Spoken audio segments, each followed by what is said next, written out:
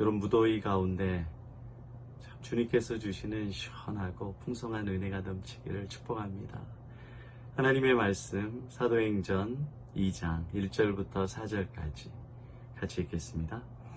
오순절 날이 이미 이르매 그들이 다 같이 한 곳에 모였더니 우연히 하늘로부터 급하고 강한 바람 같은 소리가 있어 그들이 앉은 온 집에 가득하며 마치 불의 혀같이 갈라지는 것들이 그들에게 보여 각 사람 위에 하나씩 임하여 있더니 그들이 다 성령의 충만함을 받고 성령이 말하게 하심을 따라 다른 언어들로 말하기를 시작하니라. 아멘. 이번 주는 부흥에 대해서 좀 나눠보도록 하겠습니다.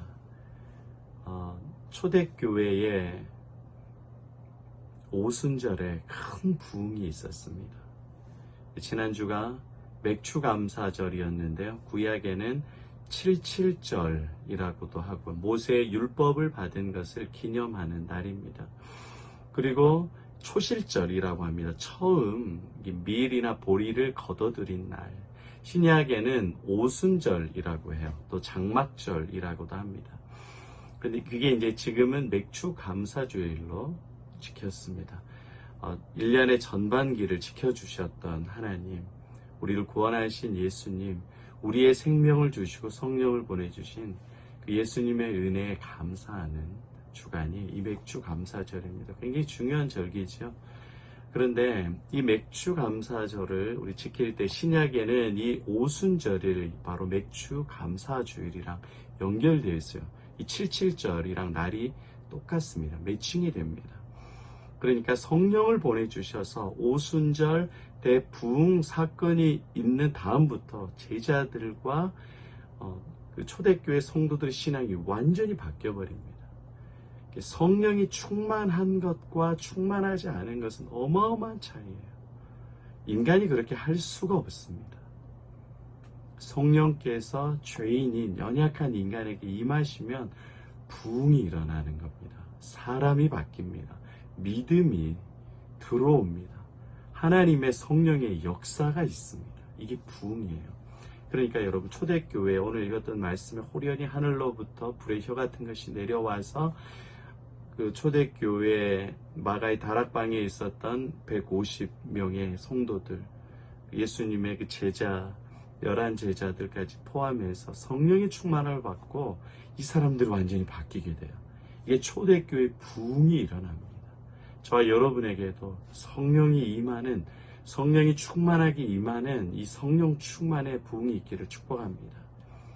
여러분, 부흥의 정의는 뭐냐면 부흥이란 예수님이 충만히 임재하는 게 부흥입니다. 예수님이 강력하게 임재하는 게 부흥입니다. 하나님의 역사가 눈에 현저하게 나타나는 게 부흥입니다. 근데 우리가 생각하는 부흥은 숫자가 많아지고 일이 잘 되고 뭔가 잘 되는 게 부흥이죠. 그것도 부흥인데 진짜 부흥은 예수님의 역사로 충만하는 것, 우리의 생각과 우리의 마음과 우리의 삶에 예수님으로 충만하는 게 부흥입니다. 할렐루야. 코로나 팬데믹으로 이 세상은 어둡고 기독교는 요거도 먹고 기독교의 위상은 다 떨어져 있을 때 오히려 예수님의 부흥이 시작되었습니다. 예수님이 죄인인 우리에게 충만히 임재해 주시는 거예요. 이런 부흥을 하나님께서 주권적으로 이루어 주십니다. 저와 여러분들에게도 밋밋하게 평범하게 예수님 없이 살아가는 그런 팬데믹 영성이 아니라 살아계신 하나님의 역사를 매일매일 누리는 예수님의 부흥을 누리는 저 여러분 되시기를 바랍니다. 이번 주에는 이 부흥에 대해서 초대교회에 임한 그 부흥이 이 시대에 어떻게 임하시는지 세 가지로 부흥을 좀 묵상해 보려고 해요. 첫 번째로는 어떤 부흥이죠? 우리 성도님들은 주일날 설교 들었던 걸 기억하십니까? 네, 그렇습니다. 첫 번째 부흥은 회개의 부흥입니다.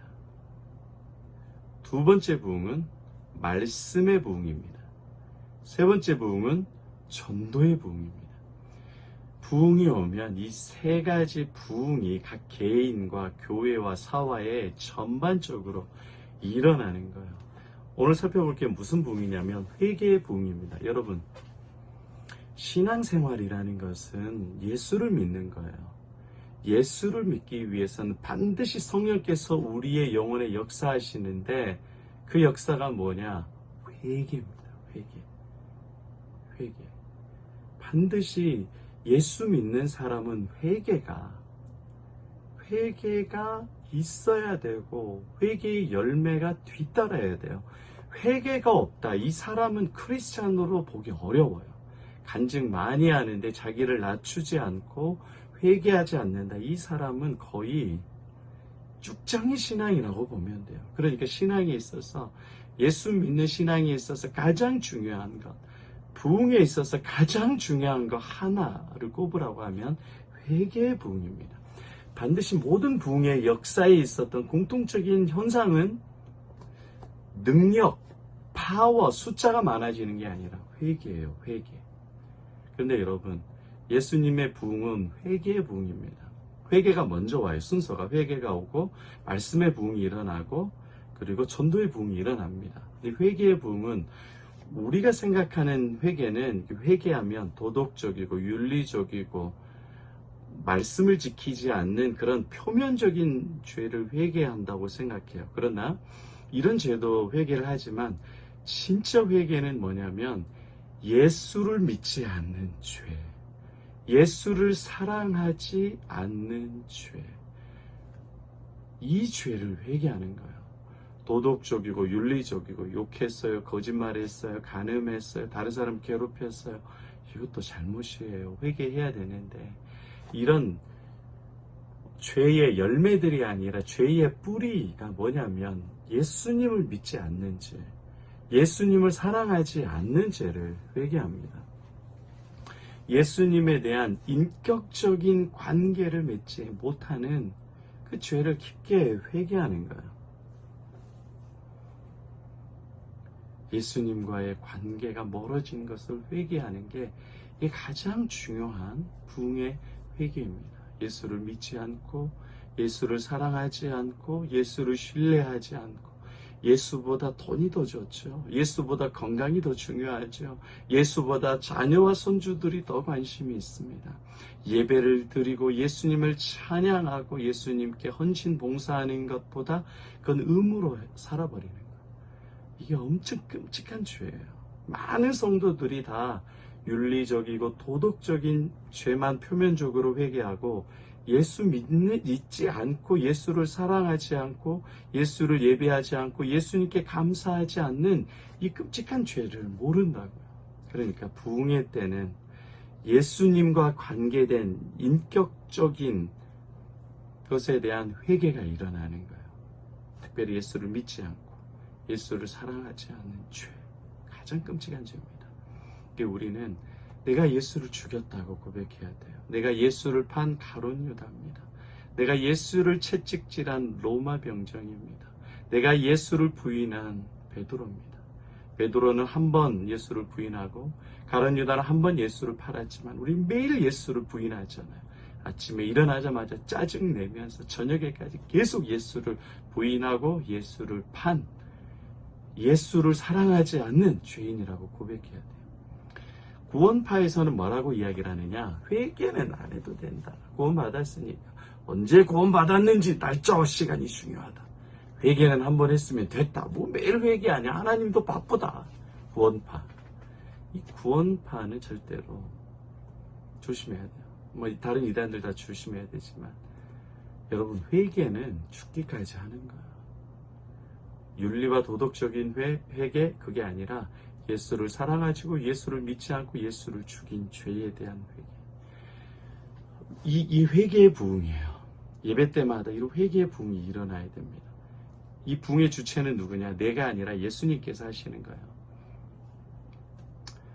여러분, 이제 여러분들이 교회를 다니면 세례도 받고 직분도 받아요. 집사도 받고 권사, 완수집사, 장로, 뭐 여러 가지 기관장, 부장, 성가대장, 뭐 식당 봉사, 여전도회 회장 다 직책을 받는데 신앙생활 오래 하면 여러분 기뻐요? 예배가 좋아요?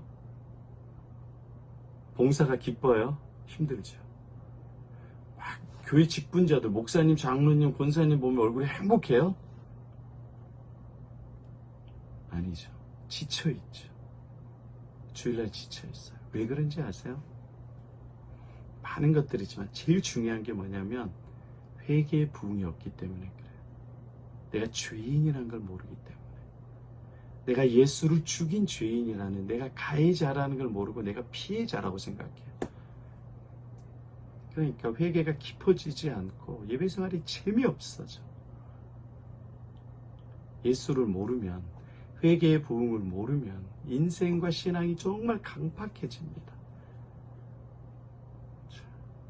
그러니까 여러분, 부흥은 예수님이 강력하게 임재해 주시는 것, 하나님의 살아계신 것이 강력하게 나타나는 게 부흥입니다. 부흥의 때 첫 번째 부흥은 회개의 부흥. 윤리적이고 도덕적인 죄? 아니요. 예수를 믿지 않고 사랑하지 않는 죄를 회개하는 겁니다. 내가 예수님을 죽인 죄인이라고 회개하는 거예요. 오늘도 윤리적이고 도덕적인 죄가 아니라 내가 예수를 죽였고 예수를 사랑하지 않고 예수를 믿지 않고 예수와 멀어진 죄인이라고 깊게 고백하시기를 바랍니다. 그러면 놀라운 예수님의 부흥의 역사, 임재의 역사, 평안의 역사, 기쁨의 역사가 저와 여러분 가운데 넘칠 줄로 믿습니다. 할렐루야. 아멘.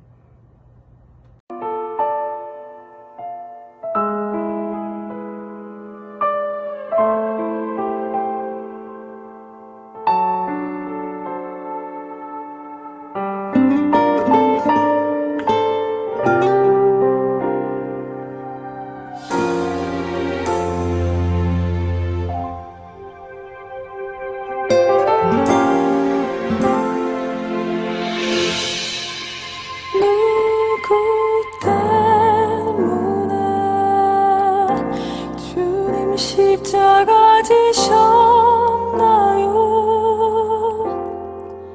무엇 때문에